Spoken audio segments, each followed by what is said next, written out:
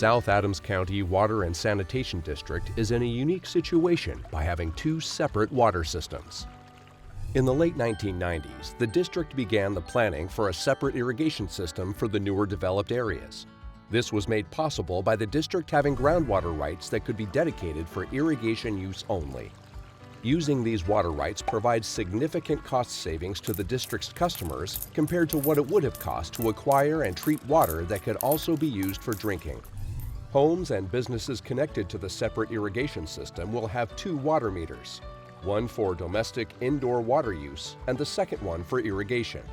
The irrigation meter should have irrigation identified on the meter pit to inform the property owner or tenant which meter is for its intended use.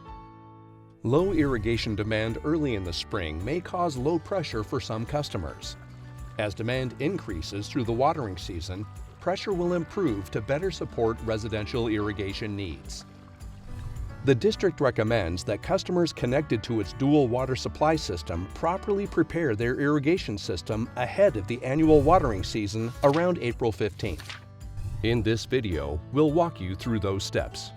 This is a typical backflow preventer or pressure vacuum breaker on a home. A quarter turn is all that is needed to close the test valves. Be sure that the two blue or green handle valves are in the open position. Next, locate the small 3-inch lid in your front yard. This is the stop and waste pit. It's typically installed between the large irrigation meter pit and the house or building. The large irrigation meter pit has a 12-inch lid and is only accessed by district staff. Use a crescent wrench or irrigation key to loosen the bolt and remove the lid. Locate the valve stem and turn it a 1/4 turn to the open position. Once your backflow preventer and stop and waste valve are prepared for operation, you can turn on your irrigation system. You should test each zone of the system and check for leaks at each sprinkler head, the backflow preventer, and the stop and waste valve. Be sure to check that the system is spraying on landscaped areas and not on sidewalks and streets.